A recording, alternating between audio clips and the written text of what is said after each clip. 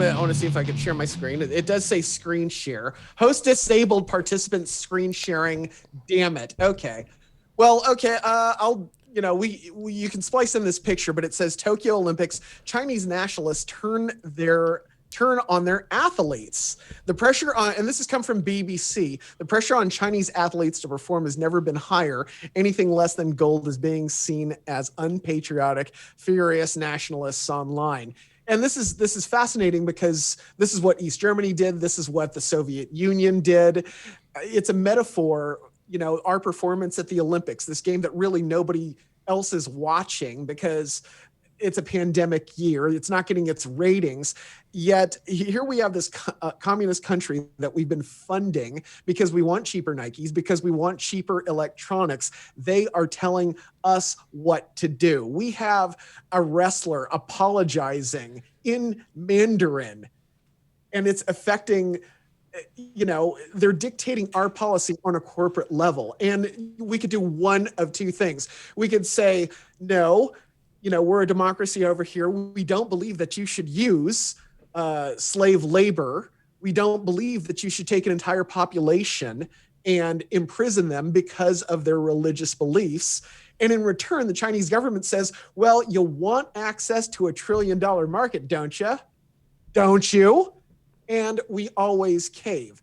So it's fascinating that we do have these woke Olympics on one end, yet we have this other country that is bitching and complaining about the number of medals they get for their professional athletes and, taking the time of the world and, as it were, inflicting their political values on a system that is completely contrary to theirs. Because after all, who's been funding them? This country. So I think it's very, very ironic that we have more influence from two different systems that are diametrically opposed, and one is having more interest because they have the funds that we paid them.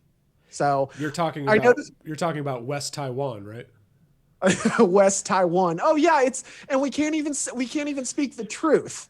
That's hilarious. They're controlling our language, the freedom of speech that we exhibit, that we hold dear, the very first thing in our Constitution. But we can't say that because it pisses this other government off. If we're going to reject an air conditioning company, because they get too annoying, how about rejecting an entire country? No, we're not interested in getting funding from China. And no, China is not a part of Taiwan. Please publish this. Put it out there.